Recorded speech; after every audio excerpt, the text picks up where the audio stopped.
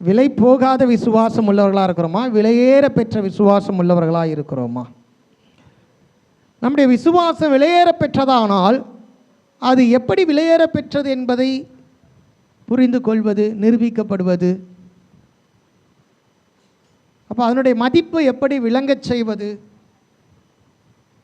அதை நாம் இந்த காலவேளையை தியானிக்க போகிறோம். நாம் சொல்லிட்டோம், விலையேற பெற்ற விசுவாசம். எங்கள் விசுவாசம் என்ன விசுவாசங்க? விலையேற பெற்றது. எப்படி அதுக்கு விலை மதிப்பு உண்டாகிறது? அது எப்படி விலையேற பெற்றதாய் மாறுகிறது? அதை சோதித்து பார்க்க வேண்டும் அல்லவா? அதை தரம் பார்க்க வேண்டும் அல்லவா? அதை மதிப்பீடு செய்ய வேண்டும் அல்லவா? அப்போ தானே சொல்ல முடியும், ஆம் இது விலையேற பெற்றது என்று நிரூபிக்கப்பட்டது. நம்முடைய விசுவாசம் விலையேற பெற்றதானால் அது நிரூபிக்கப்பட்டதாய் காணப்பட வேண்டுமே. அப்போது விசுவாசத்துக்கு ஒரு சோதனை உண்டு. என்ன உண்டுங்க? விசுவாசத்துக்கு சோதனை உண்டு. 1 பேதுருவின் புத்தகம் 1ஆம் அதிகாரம் 7ஆம் வசனத்தை நாம் வாசிக்க கேட்கலாம். அழிந்து போகிற பொன் அக்கினியினாலே சோதிக்கப்படும், அதை பார்க்கிலும் அதிக விலையேற பெற்றதாக இருக்கிற உங்கள் விசுவாசம் சோதிக்கப்பட்டு இயேசு கிறிஸ்து வெளிப்படும் போது உங்களுக்கு புகழ்ச்சியும் கனமும் மகிமையும் உண்டாக காணப்படும். ஆமென். எப்படி காணப்படுமா? புகழ்ச்சியும் கனமும் மகிமையும் உண்டாக காணப்படும். அந்த புகழ்ச்சியும் கனமும் மகிமையும் உண்டாகும்படி காணப்பட்டால் அதுதான் விலையேற பெற்ற விசுவாசம் என்று நிரூபிக்கப்பட்டது. அப்போ இந்த விலையேற பெற்ற விசுவாசம் எப்பொழுது அது நமக்கு உறுதி செய்யப்படும், எப்பொழுது அதை நாம் காண முடியும் என்றால், இயேசு கிறிஸ்து வெளிப்படும் நாளிலே.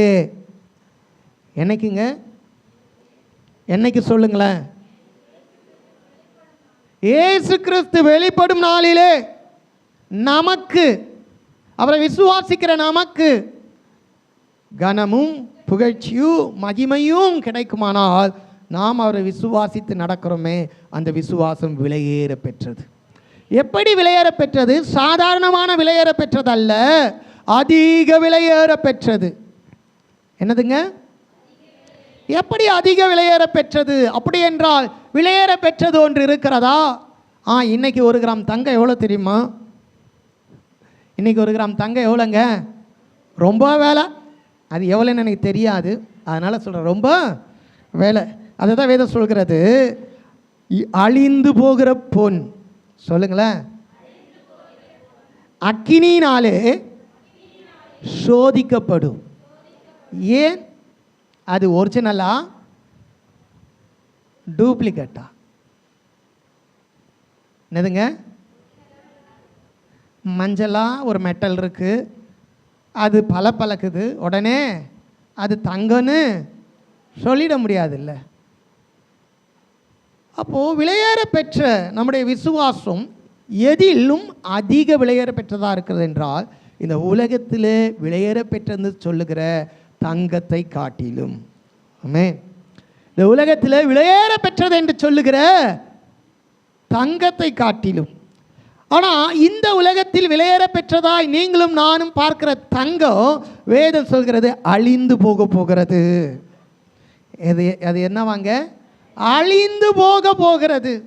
அழிந்து போகிற பொன், அதை ஒரு நல்ல ஆபரணமாய், அலங்கார பொருளாய், விலையேற பெற்ற ஒரு பதக்கமாய் உருவாக்க அக்கினியிலே போட்டு தான் அதை உருவாக்க வேண்டியதாக இருக்கிறது. இயேசு கிறிஸ்து வெளிப்படும் நாளிலே மகிமையும் புகழ்ச்சியும் கனமும் நமக்கு கொடுக்கப்பட வேண்டும் என்றால் நம்முடைய விசுவாசமானதும் சோதனைக்கு உட்படுத்த வேண்டியதாக இருக்கிறது. நம்முடைய விசுவாசமானதும் சோதனைக்கு உட்படுத்த வேண்டியதாக இருக்கு. ஐயோ, அப்போ சோதனைனா எப்படி இருக்கும்? சோதனைனா என்ன அப்படின்னா, அப்போ அதுலேருந்து நாம் தப்பிக்க முடியாதா? வேதம் சொல்கிறது, தேவ பக்தி உள்ளவர்களை அவர் சோதனையிலிருந்து தப்பிக்க அறிந்திருக்கிறார். அப்போ நம்முடைய சோதனை எப்படிப்பட்டது? நாம் உத்தம விசுவாசிகளா? தேவனை உண்மையாய் பின்பற்றுகிறோமா? நம்முடைய விசுவாசத்தினுடைய அந்த டெஸ்டினேஷன், அந்த சேருமிடம் எதை குறித்தது?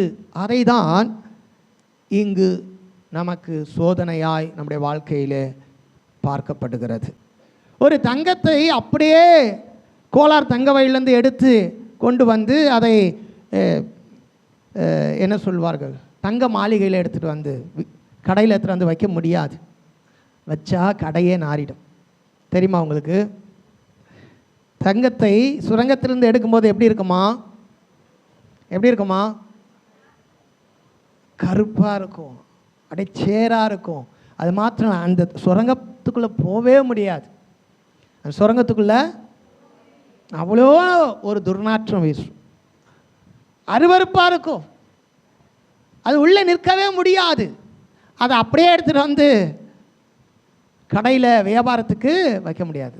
அதையெல்லாம் எடுத்து அதை சுத்திகரித்து பிறகு அதை அக்கினியிலே போட்டு களிம்புகள் போக, அழுக்குகள் போக, துருக்கள் போக நீக்கி அதை ஒரு பொன்னாக, அதை ஒரு தங்கமாக 24 கேரக்டரில் அதை எடுத்து அதுக்கப்புறம் அதை மறுபடியும் உருக்கி அதோடு கூட கொஞ்சம் வளைந்து செயல்படுவதற்கு வேண்டிய செம்பு மற்ற காரியங்களை இணைத்து அதை ஒரு வடிவமாக அச்சிலே ஊற்றி அதை பொன்னாக தட்டி ஒரு ஆபரணமாக மாற்றுகிறார்கள். அதுக்கப்புறம் தான் அது எங்கே வந்து வைக்கப்படுகிறது? கடையில் அழகாக நிற்கிறது. எனக்காகவே செஞ்ச மாதிரி இருக்கிறது, என் கழுத்துக்கு நல்லா இருக்கும், என் காதுக்கு நல்லா இருக்கும் அப்படின்னு நம்ம சொல்கிறோமே, அந்த இடத்துக்கு அதுபோல் கர்த்தராகிய இயேசு கிறிஸ்து வெளிப்படும் நாளிலே, சொல்லுங்களேன், கர்த்தராகிய இயேசு கிறிஸ்து புகழ்ச்சியும் கனமும் மகிமையும் எனக்காகவே செய்து கொடுத்ததாய் காணப்படணும்னா நாம் தூக்கி எடுக்கப்பட்டோம், இரத்தத்தினால் கழுவப்பட்டோம், வசத்தினால் சுத்திகரிக்கப்பட்டோம், ஆவியானவராலே உருவாக்கப்பட்டு நம்முடைய விசுவாசத்தின் நிச்சயத்தை நாம் போய் சேருகிற அந்த இலக்கை அடைய நாம் விசுவாசத்தை காத்து கொண்டால் நிச்சயமாய் அந்த நாளிலே நமக்கு அந்த மகிமை உண்டு, அந்த கனம் உண்டு, அந்த புகழ்ச்சி உண்டு. மாறாக நம்முடைய வாழ்க்கையில் இந்த லட்சியத்தை அடைவதற்கு தடையாய் வருகிற சோதனை ஓட்டத்திலே நாம் தவறி போகும் பொழுது இந்த புகழ்ச்சியும் கனமும் இந்த மகிமையும் அடைய முடியாதவர்களாய் காணப்படும். அப்போ நம்ம எவ்வளோ ஜாக்கிரதையாக இருக்கும்? வேதம் சொல்லுகிறது, 2 பேதுருவின் புத்தகம் 2ஆம் அதிகாரம் 9ஆம் வசனத்தை வாசிக்கலாம். கர்த்தர் தேவ பக்தி உள்ளவர்களை சோதனையிலிருந்து ரட்சிக்கவும் அக்கிரமக்காரரை ஆக்கணைக்குள்ளானவர்களாக நியாய தீர்ப்பு நாளுக்கு வைக்கவும் அறிந்திருக்கிறார். திரும்ப சொல்லாம அந்த வசனத்தை. கர்த்தர், சொல்லுங்க, கர்த்தர் தேவ பக்தி உள்ளவர்களை சோதனையிலிருந்து ரட்சிக்கவும் அக்கிரமக்காரரை ஆக்கணைக்குள்ளானவர்களாக நியாய தீர்ப்பு நாளுக்கு வைக்கவும் அறிந்திருக்கிறார். என்ன, ஆண்டவருக்கு ஒரு விஷயம் தெரியும். சொல்லுங்களேன், ஆண்டவருக்கு விஷயம் தெரியும். சோதனை வரும்போது நான் தேவ பக்தி உள்ளவனாக இருந்தா அதிலிருந்து நான் காப்பாற்றப்படுவேன். காப்பாற்றப்பட்டுட்டா அவர் வரும் நாளில் புகழ்ச்சியோ கனமோ மகிமையோ எனக்கு கொடுக்கப்படும். சோதனை வேளையில் நான் தேவ பக்தி இல்லாமல் அக்கிரமக்காரனாய் மாறினால் அவர் வெளிப்படும்போது எனக்கு நியாய தீர்ப்பு உண்டாகும். இது அவருக்கு தெரியும். இது அவருக்கு, நமக்கு என்ன தெரியணும்? நமக்கு என்ன தெரியணும்? சோதனை வேளையில் தேவபக்தியாய் நடந்து கொள்ள தெரியணும். என்னதுங்க? சோதனை வேளையில் தேவ பக்தி உள்ளவர்களாய் நடந்து கொள்ள தெரியணும்.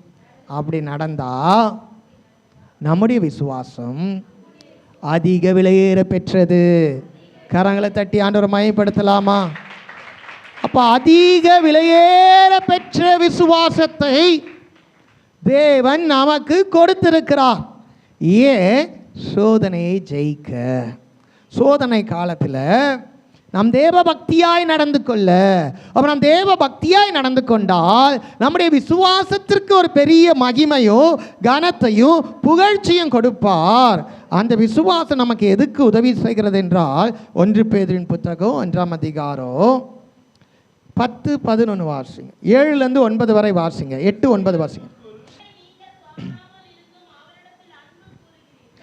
அவரை நீங்கள் காணாமல் இருந்தும் அவரிடத்தில் அன்பு கூறுகிறீர்கள். எத்தனை பேர் இயேசுவை பார்க்குறோம்? எத்தனை பேர் ஆண்டவரை பார்க்குறோம்?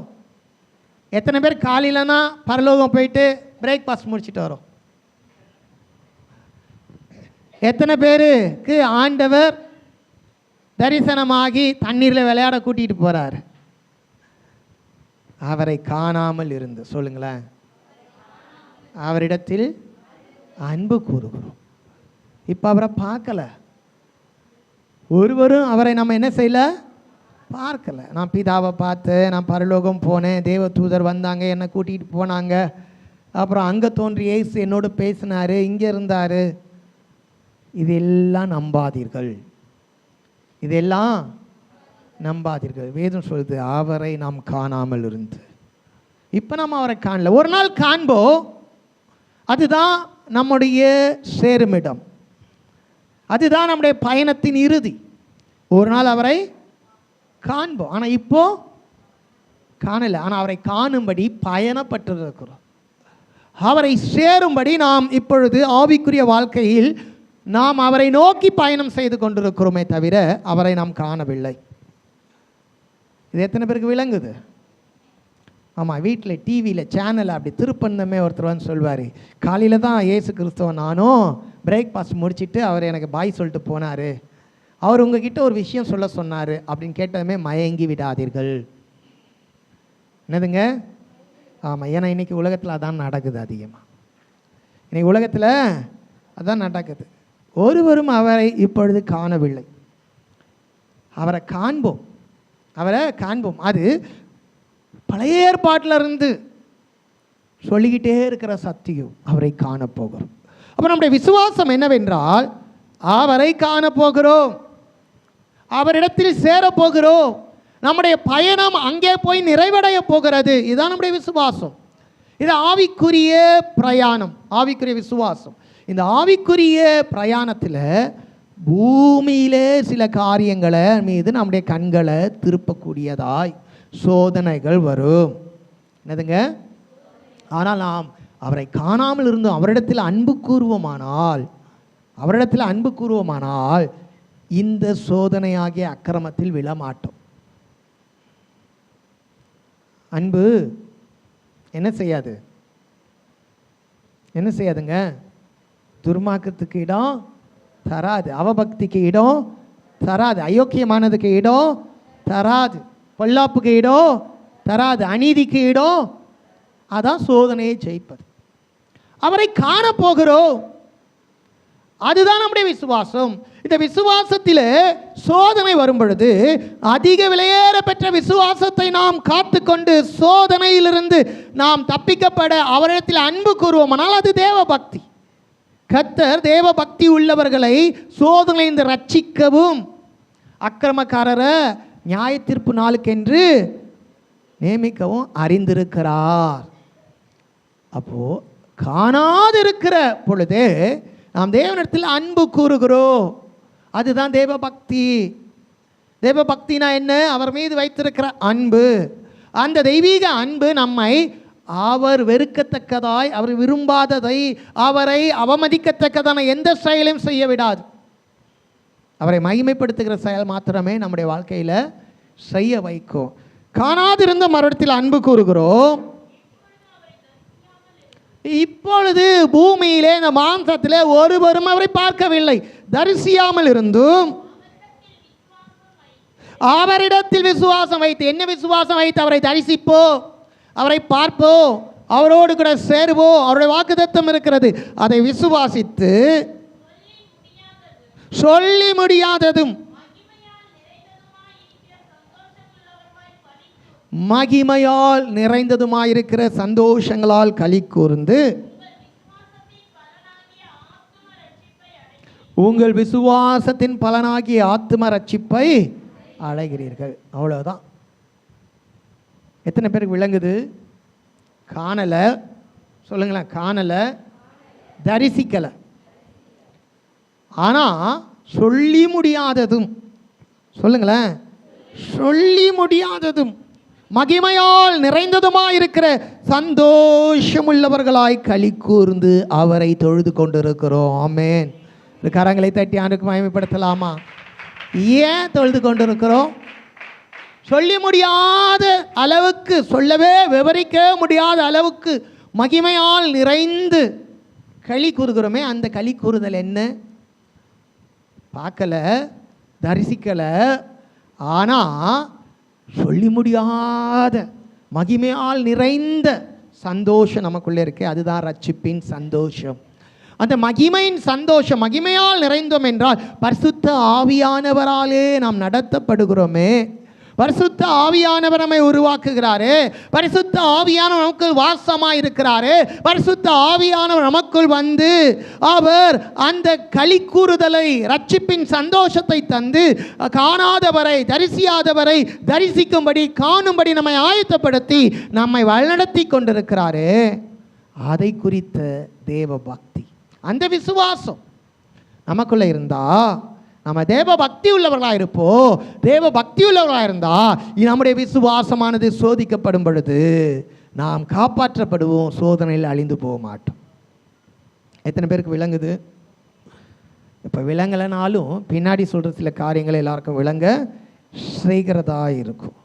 பாருங்க, இந்த காரியங்கள் நமக்கு என்னத்தை போதிக்கிறது என்றால், நம்முடைய விலையேற பெற்ற விசுவாசத்தை குறித்து போதிக்கிறது. நம்முடைய விலையேற பெற்ற விசுவாசத்தை குறித்து போதிக்கிறது. இந்த விலையேற பெற்ற விசுவாசம் எதை சார்ந்ததுன்னா, காணாதவரை, தரிசியாதவரை, அவர் மூலமாய் வந்த மகிமையை, சந்தோஷத்தை சார்ந்தது. இதற்கான ஒரு பலன் இருக்கிறது. அது ஆத்தும ரட்சிப்பு. அந்த ஆத்தும ரட்சிப்பு அடையும் பொழுது தான் மகிமையும் கனமும் புகழ்ச்சியும் நமக்கு உண்டாகும். அப்போ இது எவ்வளோ முக்கியமானது? இதற்கு வேண்டிய காரியங்கள் என்ன? அப்படி என்றால் நம்முடைய விசுவாசத்துக்கு விரோதமாக வருகிற சோதனை தான் என்ன அப்படின்னா, நம்முடைய விசுவாசம் என்னதென்று நமக்கு தெரியும். நம்முடைய சேரும் இடம் எதுங்க? நாம் சேருகிற இடம் எதுங்க? நம்முடைய ஆவிக்குரிய பயணத்தில் பரலோகம்தான். நாம் தரிசிக்க போகிறவர் யாருங்க? நம்முடைய ஆண்டவர் இயேசு கிறிஸ்து தான். ஒரு தொலைநோக்கு தரிசனத்தோடு நம்முடைய வாழ்வினுடைய அந்த சேரும் இடத்தை நோக்கி போகிற நமக்கு வழியிலே நம்முடைய கண்களை திருப்புகிற, நம்முடைய மனதை திசை திருப்புகிற அநேக காரியங்கள் வரும். வருமா? வராதா? வரும். நம்முடைய நோக்கம், நம்முடைய இலக்கு, நமக்கு தெரிஞ்சிருக்கிற ஒரு காரியம் விசேஷமானது. அது நம்மை கொண்டு போய் சேர்ப்பது பரமக்கானான். ஆனால் அதை பார்க்கக்கூடாதபடி, அதை தரிசிக்க கூடாதபடி வேற ஒரு பார்வை வரும், வேற ஒரு தரிசனம் வரும், வேற ஒரு காரியங்கள் வந்து நம்முடைய கண்களை, நம்முடைய தரிசனத்தை, நம்முடைய விசுவாசத்தை சோதித்து அழிக்க முயற்சிக்கும். அப்படிப்பட்ட காரியங்கள் உலகத்தில் இருக்கிறது. இன்றைக்கு அப்படிப்பட்ட சில காரியங்களை குறித்து தான் நாம் தியானிக்க போகிறோம். என்னாகும் புத்தகம் 24ஆம் அதிகாரம் 17ஆம் வசனத்தை நம்ம வாசிக்கலாம். என்னாகமம் 24:17. அவரை காண்பேன், அவரை காண்பேன், இப்பொழுது அல்ல, இப்பொழுது அல்ல, அவரை தரிசிப்பேன், அவரை தரிசிப்பேன், சமீபமாய் அல்ல, சமீபமாய் அல்ல. ஒரு நட்சத்திரம், ஒரு நட்சத்திரம் யாக்கோபில் இருந்து உதிக்கும், யாக்கோபில் இருந்து உதிக்கும், ஒரு செங்கோல் இஸ்ரவேலில் இருந்து எழும்பும், ஒரு செங்கோல் இஸ்ரவேலில் இருந்து எழும்பும். போதும். ஒரு பெரிய ஒரு தரிசனத்தை பெற்ற ஒரு மனிதர். யாருங்க இவர்? தரிசனத்தை பெற்ற மனிதர். இவர் பேரு பிழையாம் என்கிற ஒரு பெரிய தீர்க்கதரிசி. யாருங்க இவர்? பிழையாம் என்கிற பெரிய தீர்க்கதரிசி. இவருக்கு ஒரு பெரிய வெளிப்பாடு வருது. இவருக்கு என்ன வருதுங்க? அவரை காண்பேன், அவரை காண்பேன், அவரை தரிசிப்பேன். சமீபமாய் அல்ல. அவரை பார்ப்பேன், அவரை தரிசிப்பேன். நாம என்ன வாசிச்சோம்? அவரை காணாதிருந்தும் அவரிடத்தில் அன்பு கூர்ந்தீர்கள், அவரை தரிசியாமல் இருந்தும் எண்ணி முடியாததும் மகிமையால் நிறைந்ததுமான சந்தோஷத்தினால் களி கூர்ந்தீர்கள். பிழையாமுக்கும் நமக்கும் ஒரே வெளிப்பாடு, ஒரே சேம். அவரும் பார்க்கல, தரிசிக்கல, ஆனால் அவருக்கு ஒரு பெரிய மகிமையான காரியம் தேவ ஆவியானவரை வெளிப்படுத்தப்பட்டது. என்னவென்றால், அவரை நான் பார்ப்பேன், அவரை நான் தரிசிப்பேன். இப்பொழுது இல்லை, சமயமா இல்லை, அந்த கடைசி நாள், அந்த கடைசி நாள். அதுதான் 2 பேதுரு 2:9 வாசித்தோம், முடிச்சிட்டோம். வேணாம், திரும்ப வாசிக்க வேணாம். 2 பேதுரு 2:9 என்ன வாசித்தோம்? தேவ பக்தி உள்ளவர்களை அவர் சோதனையிலிருந்து ரட்சிக்கவும் அக்கிரமக்காரரை நியாய தீர்ப்பு நாளுக்காக வைக்கவும் அறிந்திருக்கிறார். அந்த நாளில் 2 காரியம் நடக்கும் சொன்னேன். ஒன்று, ரட்சிக்கப்பட்டவர்கள், தேவ பக்தி உள்ளவர்கள், சோதனையை ஜெயித்தவர்கள் இயேசு கிறிஸ்து வெளிப்படும் நாளிலே புகழ்ச்சியும் கனத்தையும் மகிமையும் அடைவார்கள். ஆத்தும ரட்சிப்பு உண்டாகும். சோதனையிலே தோற்கடிக்கப்பட்டவர்கள் நியாய தீர்ப்பு நாளில் ஆக்கணை தீர்ப்படைவார்கள். நியாய தீர்ப்புக்கு எதுவாவார்கள். இந்த தரிசனம் பிழையாமுக்கும் உண்டாயிருந்தது. அதனால் அவர் சொல்கிறாரு, அவரை தரிசிப்பேன், இப்போ இல்லை. அவரை காண்பேன், இப்போ இல்லை. அவரை தரிசிப்பேன், சமயமாய் அல்ல, ஒரு நாள் உண்டு, ஒரு காலம் உண்டு. யாக்கோப்பினுடைய அந்த இஸ்ரவேல் வம்சத்தில் ஒரு நட்சத்திரம் உதிக்கும். யூதா கோத்திரத்திலிருந்து ஒரு செங்கோல் வரும், ஒரு ராஜா வருவார். அந்த ராஜா அவர் தான் தேவாதி தேவன். இந்த பூமியில மாம்சத்தில் வெளிப்படுவார். அவர் ஒரு நாள் நியாயம் தீர்ப்பார். அங்கே நான் நிற்கணும், அப்போ நான் பார்த்து தான் ஆகணும் அவரை. அவருக்கு தெரியுது. அதனால அவர் ஒரு வேண்டுதல் செய்கிறாரு, அல்லது அவர் தேவனிடத்தில் தன்னுடைய விருப்பத்தை வெளிப்படுத்துகிறாரு. என்னன்னா 23ஆம் அதிகாரம், அதே என்ன புத்தகம் 23ஆம் அதிகாரம் 10ஆம் வசனத்தை வாசிங்களேன். என்ன புத்தகம் 23ஆம் அதிகாரம் 10ஆம் வசனம். அடுத்து, யாக்கோப்பின் தூளை எண்ணத்தக்கவன் யார்? எண்ணத்தக்கவன் யார்? இஸ்ரவேலின் கற்பங்கை எண்ணுகிறவன் யார்? இஸ்ரவேலின் காற்பங்கை எண்ணுகிறவன் யார்? நீதிமான் மரித்து போனால், நீதிமான் மரித்து போவது போல நான் மரிப்பேனாக, நான் மரிப்பேனாக, என் முடிவு அவன் முடிவு போல் இருப்பதாக என்றார். இங்கே இந்த பிழையாமுக்கு ஒரு பெரிய தரிசனம் இருக்கு, ஒரு பெரிய காரியம் இருக்கு. அவருக்குள்ளே ஒரு வாஞ்சை இருக்கிறது. நீதிமான் மரிப்பது போல நான் மரிப்பேனாக, என் முடிவு நீதிமானுடைய முடிவு போல இருப்பதாக. என்ன முடிவு? என்ன முடிவு? நீதிமானுக்கு என்ன முடிவு? தேவ பக்தி உள்ளவனுக்கு என்ன முடிவு? என்ன அவனுடைய விசுவாசத்தின் பலன்? புகழ்ச்சி, கனம், மகிமை, ஆத்தும ரட்சிப்பு. சொல்லுங்க. புகழ்ச்சி, கனம், மகிமை, ஆத்தும ரட்சிப்பு. அந்த முடிவு போல் என் முடிவு இருக்கணும். அதுக்கு நான் எப்படி இருக்கணும்? நீதிமான் மரிப்பது போல மரிக்கணும். எவ்வளோ ஒரு வாஞ்சல. எத்தனை பேருக்கு இந்த ஆசை இருக்குது? அந்த மனுஷனுக்கு இந்த ஆசையாச்சு இருந்துச்சு. அதுக்காக கரங்களை தட்டி இப்படிப்பட்ட விருப்பத்தை தந்த தேவனுக்கு மகிமையை செலுத்தலாமா? எவ்வளோ ஒரு அற்புதமான ஒரு மனிதர் இல்லை? ஏன்னா அவர் தேவ மனிதர், அவர் தரிசனம் பெற்றவர். அவருக்கு கண்ணு குருடாய் போயிச்சான், திடீர்னு கண்ணு திறந்துச்சான். நான் சொல்ல, அவர் தான் சொல்கிறார். யாருக்கு கண்ணு குருடாய் போச்சுங்க? அவரை காண்பேன், அவரை தரிசிப்பேன், இப்பொழுது இல்லை, சமயமா இல்லை, இந்த காலத்தில் இப்படி நடக்கும்னு சொன்னவர், நீதிமானை போல நான் என்ன செய்யணும்? மரிக்கணும், அவன் முடிவை போலவே என்னுடைய முடிவு இருக்கணும் அப்படின்னு சொன்னவருக்கு கண்ணு குருடாயிடுச்சான். இருக்கீங்களா? இங்கே இருக்கீங்களா? அப்படி நான் சொல்ல, அவர் தான் சொல்கிறாரு. 2-3 இடத்துல சொல்கிறாரு, வாசிக்கலாம். அது 24ஆம் அதிகாரத்தில் 11ஆம் வசனம்.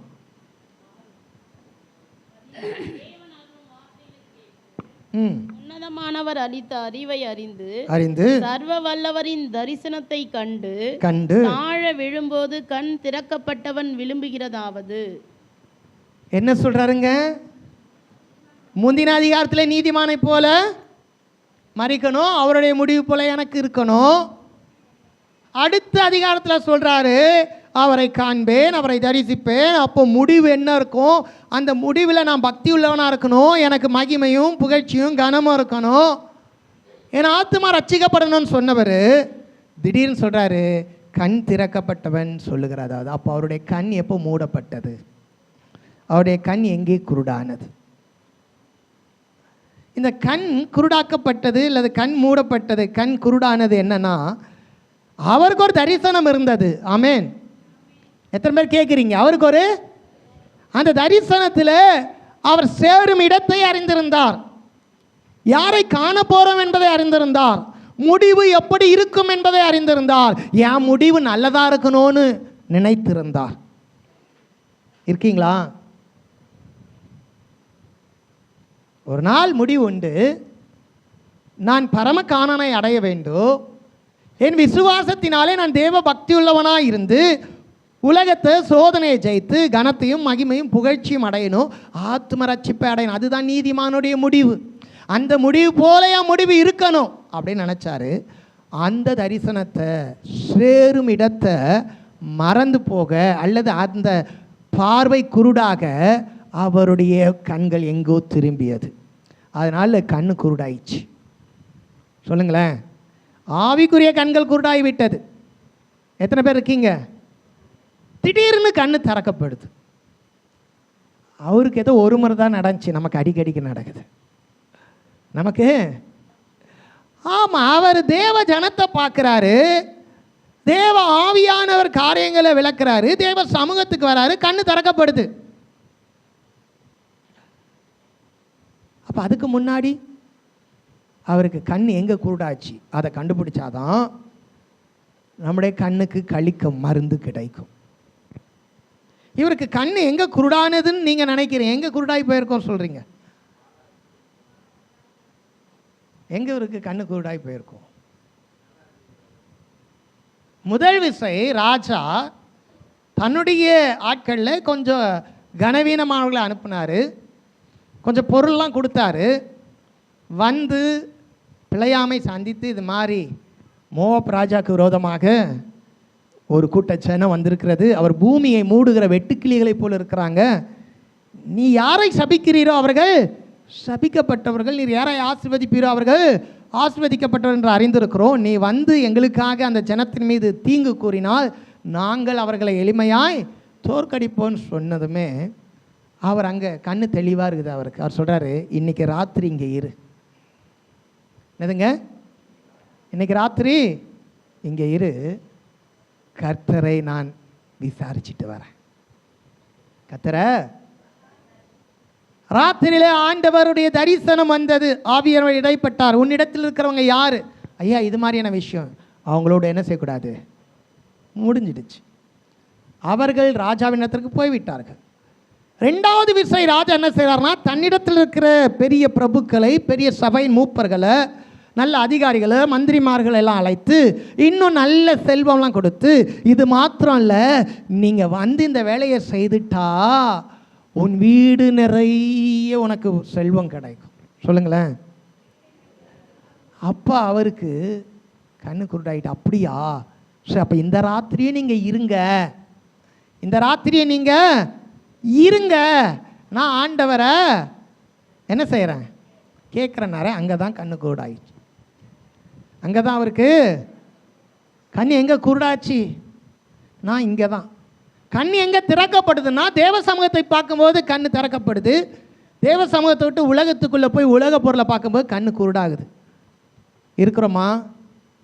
நமக்கு அப்படி தானே, அடிக்கடி கண்ணில் நிறைய பிரச்சனை இருக்குது, ஷேக் ஆகுது. சபைக்குள்ளே வரும்போது ஒரு உணர்வு இருக்குது, சபைக்குள்ளே வரும்போது பரிசுத்தம் இருக்குது, சபைக்குள்ளே வரும்போது நியாய தீர்ப்பை குறித்து தெரியுது, சபைக்குள்ளே வரும்போது மீட்பினும் ஆண்டவர் நமக்கு செய்த மகிமையும் பரலோக வாழ்வும் தருது. உலகத்துக்கு போனதுமே அதனுடைய கவர்ச்சிகள் கண்களை குருடாக்கி விடுகிறது. எத்தனை பேருக்கு விளங்குது? எத்தனை பேர் இங்கே இருக்கிறோம்? இப்போது இந்த பிழையாம், நான் தேவனுடைய சொல்லை தவிர வேற ஒன்றையும் செய்ய மாட்டேன் அப்படின்னு சொன்னவர் என்ன செஞ்சார்?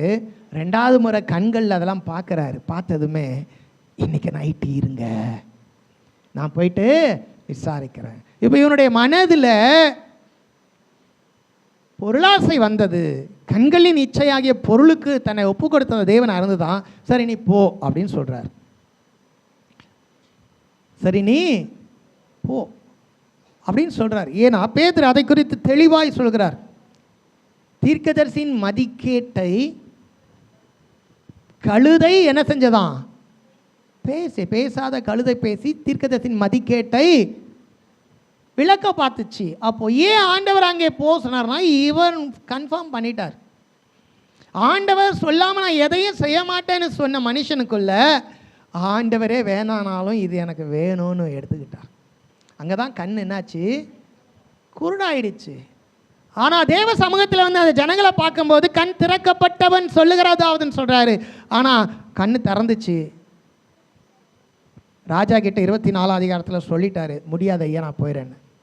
மறுபடியும் ராஜா பொருளை காண்பிக்கிறார். மறுபடியும் ராஜா பொருளை காண்பிக்கிறார்.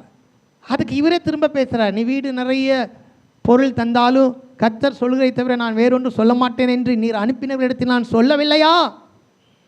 அப்போ இவர் எங்கே தான் ஸ்டக்காகி நிற்கிறாரு? அங்கே தான் நிற்கிறாரு. அதனாலே திரும்ப அவர் கண்ணு குருடாயிடுச்சுங்க. அவர் என்ன செஞ்சார்? வீட்டுக்கு போகும்போது எப்படியும் பொருளோடு தான் போகணுன்னு சொல்லி தந்திரமான வழிகளை செஞ்சுட்டு போயிட்டார். இவர் மரித்தார். மோவாப்பில் உள்ள 5 ராஜாக்களை எதிர்த்து போரிடும் பொழுது அந்த இடத்துல இவர் இருந்து மரித்து போனார். காரணம் என்னென்னா, மோசே அழகாக அதை சொல்லுகிறாரு.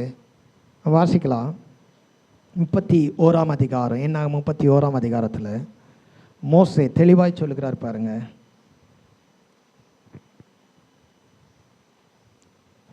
8 என்னாகும்? 31:8 அவர்களை கொன்று போட்டதும் அன்றி மீதியானியரின் 5 ராஜாக்களாகிய ஏவி, ரெக்கேம், சூர், ஊர், ரெபா என்பவர்களையும் கொன்று போட்டார்கள். பேயோரின் குமாரனாகிய பீலையாமையும் பட்டயத்தினாலே கொன்று போட்டார்கள். போதும். இங்க 24ஆம் அதிகாரத்தில் கடைசி வசனம் 25 சொல்லுது, பின்பு பிழையாம் எழுந்து புறப்பட்டு தன் இடத்திற்கு திரும்பினான், பாலாக்கும் தன் வழியே போனான். 2 பேரும் அங்கே என்ன செய்கிறாங்க? பிரிந்து போகிறார்கள். என்ன நடக்குதுங்க? பிரிந்து போனார்கள். காலங்கள் ஓடியது. மீதியாம் தேசத்தில் போர் செய்யும்படி மோசே தன்னுடைய ஜனங்களை அனுப்புகிறார். அங்கிருந்த 5 ராஜாக்களையும் அந்த தேசத்தின் குடிகளையும் வீரர்களையும் கொலை செய்யும் பொழுது அவர்கள் நடுவிலே யார் இருக்கிறா? அவர் என்ன செய்கிறாரு? பட்டயத்தினால மடிந்து போகிறார். அப்போ இவர் போனவர் என்ன ஆனார்? போனவர் எப்படி தான் போனோம்? ஆண்டவர் சொன்னபடி செய்து அதற்கு மாறாக எதையும் செய்யாமல் இருந்தால் எப்படி தான் போனவர்? வெறுங்கையா போனவர். ஏன் மறுபடியும் ராஜாவை பார்க்க முடியுமா? ராஜாவுக்கு மத்தியில் நிற்க முடியுமா? அவங்களோடு கூட சம்பாஷிக்க முடியுமா? ஏன் வந்தார்? அப்போ அவர் 24ஆம் அதிகாரத்தில் போறாரு. 25ஆம் அதிகாரத்தில் சபை தீட்டுப்படுகிறது. 23,000 பேர் சாகடிக்கப்படுகிறார்கள். காரணம் என்ன அப்படின்றத இந்த 31ஆம் அதிகாரத்தில் அழகாய் மோசே சொல்லுகிறார். பாருங்க, 16ஆம் வசனம் வாசிங்க. 16ஆம் வசனம் 31:16. பேயோரின் சங்கதியிலே பீலையாமின் ஆலோசனையினால் இஸ்ரவேல் புத்திரர் கர்த்தருக்கு விரோதமாய் துரோகம் பண்ண காரணமாய் இருந்தவர்கள் இவர்கள்தானே. அதனால் கர்த்தரின் சபையிலே வாதையும் நேரிட்டது. யாரு இஸ்ரவேல் ஜனங்கள் கர்த்தருக்கு விரோதமாய் துரோகம் பண்ண காரணமாய் இருந்தவர்கள்? இந்த மோவாபிய ஸ்திரீகள். யாருங்க? மோவாபிய ஸ்திரீகள். அவங்களுக்கு ஆலோசனை கொடுத்தது யாரு? யாருங்க? அப்போ இவர் என்ன எடுத்துகிட்டு போயிருப்பார்? என்ன எடுத்துகிட்டு போயிருப்பார்? அப்போ இவர் கண்ணு எங்கே குருடாச்சு? கண்ணு எங்கே குருடாச்சு? ரெண்டாவது முறை ராஜா தன்னுடைய மந்திரிகளை, உயர்ந்த மூப்பர்களை, பிரபுக்களை, விலையேற பெற்ற செல்வங்களை கொடுத்து அனுப்பி, நீர் கண்டிப்பாய் வர வேண்டும், நீ வந்து இந்த காரியத்தை செஞ்சா நீங்கள் வரும்போது சும்மா வர மாட்டீங்க. என்னதுங்க? நீங்கள் வரும்போது சும்மா வர மாட்டீங்க, எல்லாம் கிடைக்கணுமே. அந்த பொருளாசை, கண்களின் இச்சை அவருடைய தரிசனத்தை மாற்றி போட்டது. அவருடைய தரிசனத்தை மாற்றி போட்டது. அவருடைய நோக்கத்தை தடுத்து விட்டது. அவர் வந்தார், தேவ ஆவியின்படி எல்லாத்தையும் செய்து பார்த்தாரு. கர்த்தர் சொல்கிறதை தவிர வேறு எதையும் செய்ய மாட்டேன், சொல்ல மாட்டேன்னு பார்த்தாரு. அப்படியே செய்தார். வெறுங்கையாய் போக வேண்டியதாக இருந்தது. இப்போ அவருடைய கண்கள் அவர் என்ன செய்து அவர் பார்த்த அந்த செல்வங்கள் மீது, பொருட்கள் மீது கண் வைத்ததுனால நம்ம ஏன் வெறுமையாக போகணும்? கர்த்தர் தான் நன்மை தீமை சொல்லலை. நமக்கு என்ன இருக்குது? நானும் இருக்குது, நமக்கு புத்தி இருக்குது. நாம் ஒரு ஆலோசனை சொன்னால் அந்த ஆலோசனைப்படி இந்த மோவாபிய ஸ்திரீகள் இஸ்ரவேல் புத்திரர்களை வழி தப்ப பண்ணா தேவன் அவர்கள் விட்டு விலகுவார். வாதை வரும், இவங்க ஜெயிக்கலாம். இந்த ஆலோசனை கொடுத்தா நமக்கு என்ன கிடைக்கும்? என்ன கிடைக்கும்? அழிந்து போகிற பொன் கிடைக்கும். என்ன கிடைக்கும்? அழிந்து போகிற பொன் கிடைக்கும். வீடு நிறைய எடுத்துகிட்டு போனார். எடுத்துகிட்டு போனவர் நாட்கள் கடந்தது. பிள்ளையாமுக்கு ஒரு விருந்து கொடுக்க அழைச்சிருப்பாங்களா தெரியல, வேதத்தில் அப்படிலாம் எழுதலை. நீ சொன்ன ஆலோசனைப்படி ஒரு பெரிய வெற்றிப்பா, இப்போ தான் எங்களுக்கு சந்தோஷமாக இருக்குது, கர்த்தரே அவங்களை அழித்து போட்டார் அப்படின்னு கொண்டாடுகிற வேளையில் நீதிமான் போல நான் மரிப்பேனாக, நீதிமானின் முடிவு போல் என் முடிவு இருப்பதாக என்று வேண்டிக் கொண்டவனுக்கு, கண் திறந்து நான் எல்லாத்தையும் பார்க்குறேன் தேவ சமூகத்தில் என்று சொன்னவனுக்கு, தேவ சமூகத்தை விட்டு வெளியே போகும்போது உலகத்தினுடைய மயக்கத்தினாலே நிரப்பப்பட்ட கண்களினாலே அவன் அக்கிரமக்காரனாய் மாறினதினாலே அவன் நீதிமான் போல் மரிக்கலை, பட்டயத்தினாலே மரிக்கப்பட்டான். இப்போ அவர் வேண்டிக் கொண்டபடி நியாய தீர்ப்பு நடக்குமா கர்த்தருடைய நாளில்? அல்ல அக்கிரமக்காரருக்காக வைத்திருக்கிற நியாய தீர்ப்பில் அவர் ஆக்கணைக்குள்ளாக போவாரா? கொஞ்சம் யோசிச்சு தான் பதில் சொல்லுங்களேன். இவர் தானே ஜெபம் பண்ணாரு, நீதிமானை போல நான் மரிப்பேனாக, நீதிமானுடைய முடிவு என்னவோ அந்த முடிவு தான் எனக்கும் வரணும் ஆண்டவரேன்னு ஜெபம் பண்ணாரு. இவர் ஆவியினாலே நடத்தப்பட்டார், தேவ மனுஷன், எல்லாராலும் பாராட்டப்பட்டார். ஆனால் இவர் கர்த்தர் நிமித்தம், விசுவாசத்தின் நிமித்தம், தேவ பக்தி நிமித்தம் போகும்போது வெறும் கையோடு வீட்டுக்கு போக வேண்டியதாக இருந்தது. அவர் என்ன பண்ணார்? வெறும் கையாக வீட்டுக்கு போக மனசு இல்லாமல் அக்கிரமக்காராக மாறினார். இப்போ அவருடைய முடிவு அவர் ஜெபத்தின்படி இருக்குமா இல்லை வேத வசனத்தின்படி இருக்குமா? எப்படி இருக்கோ? இப்போ நம்மளும் ஜெபம் பண்ணுறோம். எத்தனை பேர் ஜெபம் பண்ணுறோம்? நம்மளும் ஜெபம் பண்ணுறோம். முடிவு அப்போ நாம் தேவ பக்தி உள்ளவர்களாக இருக்கும், வைராக்கியம் உள்ளவராய், தரிசனம் பெற்றவராய், கர்த்தர் பேசி கர்த்தருடைய ஆவியினாலே காரியங்களை செய்கிறவராய் இருந்தார். ஆவியில் தான் ஆரம்பம் பண்ணார். சொல்லுங்களேன், ஆவிக்குரிய தரிசனம்லாம் கூட கிடைத்தது. அவரை காண்பேன், அவரை தரிசிப்பேன், இப்போ இல்லை, சமயமாக இல்லை, மீட்பர் வருவார். என்னதுங்க? ஆனால் அழிந்து போகிற பொண்ணும் வெள்ளியோ தரிசனத்தை க்ளோஸ் பண்ணிடுச்சு. என்ன ஆயிடுச்சுங்க? அப்போ இவரும் இடுக்கமான வாசல் வழியாக உட்பிரவேசிக்க வகை தேடினவர் தான். கேட்டுக்கு போகிற வாசல் வழி விசாலமாக இருக்கிறதா இல்லையா? அழிவுக்கு போகிற வாசல், நரகத்துக்கு போகிற வாசல் விசாலமாக இருக்குது, எந்த கட்டுப்பாடும் இல்லை, எல்லாரும் போய் கொண்டு இருக்கிறார்கள். ஆனால் ஜீவனுக்கு போகிற வாசல் இடுக்கமாக இருக்குது. அது வழியாய் சிலர் தான் நுழைகிறாங்க, அநேகர் பிரயாசப்படுறாங்க, முடியாமல் போய்விடுகிறது. அந்த முடியாமல் போனதில் லிஸ்ட்டு பிழையாம். இவர் பிரயாசப்பட்டாரா இல்லையா? பட்டார் தானே. நான் நீதிமானை போல் மறிக்கணும், என் முடிவும் நீதிமானுடைய முடிவும் ஒன்றா இருக்கணும், ஆண்டவரே எனக்கு கிருபை தாரும். பிரயாசப்பட்டார். ஆனால் இடுக்கமான வாசலுக்குள்ளே என்ன செய்ய முடியல? பிரவேசிக்க முடியல. ஏன்னா அவர் ஆசை இச்சைகளை சிலுவையில் அறையலை. இன்னைக்கு நாமும் பிரயாசப்படுகிறோம். இடுக்கமான வாசலை உட்பிரவேசிக்கணும். அந்த வாசலுக்குள்ளே ரட்சிப்பு இருக்கிறது, அங்கே உள்ளும் புறமும் செழிப்பு இருக்கிறது. ஆனால் போய் வாழப்போகிற ஒரு தேசம் இருக்கிறது, அது நல்ல தேசம். ஆமென். அப்போ நாம் அதற்கு தடையாய், அந்த தரிசனத்துக்கு தடையாய் நாம் போய் சேருகிற அந்த இடத்தை மறைத்து உலகத்திலே வழிகளை காண்புகிற, இந்த உலகத்தில் அடைகிற சில காரியங்களை காண்பிக்கிற காரியங்களை ஒழிக்க நம்முடைய ஆசை இச்சைகளை சிலுவையில் அறைகிறவர்களாக இருக்க வேண்டும். அப்படி இல்லைன்னா பிரயாசப்பட்டோம், என்ன நடக்காது? பலன் இருக்காது. பாருங்க, இயேசு கிறிஸ்து அழகாய் சொன்னார், உங்கள் பொக்கிஷங்களை பரலோகத்திலே, அங்கே திருடனாவது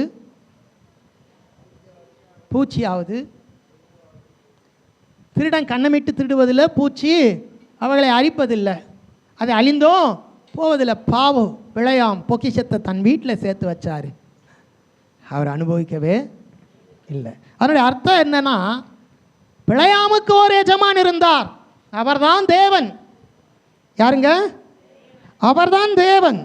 அந்த தேவனுக்கு ஊழியம் செய்யதான் அவர் தன்னை ஒப்பு கொடுத்தார். அந்த தேவனுடைய வார்த்தையின்படி தான் நடந்தார். இன்னும் இந்த உலகத்தில் பொக்கிஷத்தை சேர்க்க அவருக்கு வாய்ப்பு இல்லை. சொல்லுங்களேன், இந்த உலகத்தில் சேர்க்க வாய்ப்பு இல்லை. அவர் படி செய்யும்போது வெறும் கையா வீட்டுக்கு போக வேண்டியதாக இருந்தது. ஆனால் அவர் ஆசைப்பட்டார், இல்லை இந்த உலகத்தில் கொஞ்சம் பொக்கிஷத்தை செய்யணும். பாவம், அவர் கஷ்டம் என்னவோ அப்படி தானே சொல்கிறீங்க. அவருக்கு என்ன தேவையோ அப்படி தானம்மா, அவருக்கு என்ன தேவையோ, அவருக்கு என்ன கஷ்டமோ, அவருக்கு என்ன அர்ஜென்ட்டோ கொஞ்சம் சேர்த்துக்கலாம் நினச்சாரு. ஆனால் வேதம் சொல்லுது, அதை அவர் அனுபவிக்கவில்லை. அதை அவர் ஒரு சான்ஸ் பா, இது மறுபடியுமா நம்ம இதை செய்ய போகிறோம், ஒரு தடவை தானே, லம்பா வச்சுட்டு அதுக்கப்புறம் நீதிமான் ஆயிடலாம். எத்தனை பேருக்கு புரியுது தெரில. ஒரு முறை தானே இதை வச்சுட்டு அதுக்கப்புறம் ஆண்டவர் இதெல்லாம் மன்னிச்சிடுவார், இதெல்லாம் சீர்பொருத்திடுவார், நம்ம அதுக்கப்புறம் கத்திரத்தெல்லாம் நிச்சயமாக நித்திய வாழ்வுக்கு போயிடலாம். இல்லை, அவன் பட்டயத்தினால் மடி உண்டு சேர்த்தான். அந்த முடிவு தான் நமக்கும் முன்பாக இருக்கிறது. ஆனால் நம்மை சோதனையிலிருந்து ரட்சிக்க அவர் அறிந்திருக்கிறார். எப்பொழுது? நாம் பக்தி உள்ளவனாக இருக்கும் பொழுது. அப்போ இந்த லஞ்சம், இந்த பரிதானம் அவனுடைய கண்களை குருடாக்கியது, மயக்கியது. மோசே உபாகமத்தில் அழகாக சொல்லுகிறார், பரிதானம் கண்களை மயக்குதான். அவன் காண்கிற காட்சிகள் பயங்கரமாக இருந்ததான். அப்படி வேதம் இருக்கிற இந்த பிழையாமுடைய கண்கள் அப்படிதான் மாறி போய்விட்டது. உபாகமம் புத்தகத்தில் ஒரு வசனத்தை வாசிக்கலாம். இன்னொரு இடத்துல இப்படியா எழுதப்பட்டிருக்கிறது. 28:34 வாசிங்க. 8:34. கண்கள் காணும் காரியங்களினாலே மதிமயங்கி போவாய். இதாங்க நம்முடைய கண்கள் காண்கிற காரியங்களினால எந்த இதில் நம்ம மதிமயங்கி போகிறோம் தெரியல. பிள்ளையாம் சொல்லுங்களேன், இந்த காலத்தில் 1/4 கிராம் தங்கம் வாங்கிறதே கஷ்டம், வீடு நிறைய தங்கம் கிடைக்குது. மதிமயங்கி போவாரா போக மாட்டாரா?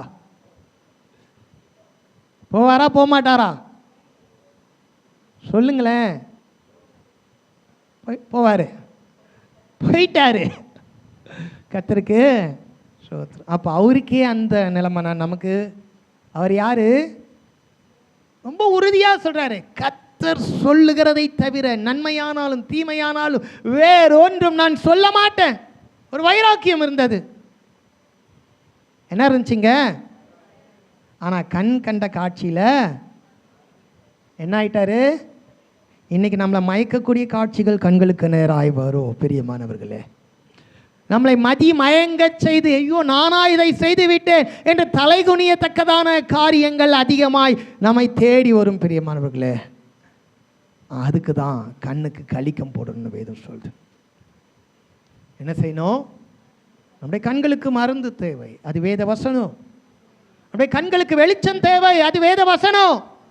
நம்முடைய கண்களை இருளாக்கக்கூடிய, நம்முடைய கண்களை குருடாக்கக்கூடிய, கண் திறக்கப்பட்டவன் என்று சொல்லியும் தேவ சமூகத்தை விட்டு அப்படி வெளியே போனதுமே திரும்ப அவருடைய கண்கள் குருடாகி விட்டது. பொட்டியோடு தான் வீட்டுக்கு போனார். என்ன செஞ்சார்? சூட்கேஸோட தான், லக்கேஜோட தான் வீட்டுக்கு மயங்கி போயிட்டார். மயங்கிடாதீங்க. ஆவியானவர் நமக்கு சொல்கிறாரு, இந்த உலகத்தில் எந்த காட்சியும் கண்டு மயங்கி விடாதீர்கள். உங்கள் முடிவு என்னவா இருக்கும்? உனக்கு மகிமையும் புகழ்ச்சியும் கனமும் வேண்டுமா? உங்கள் விசுவாசத்தின் பலனாகிய ஆத்தும ரட்சிப்பை அடைய வேண்டுமா? தேவ பக்தி உள்ளவர்களாக இருப்போம். என்னவா இருக்கணும்? பொருளாசையினாலே பிழையாம் விழுந்து போனார்.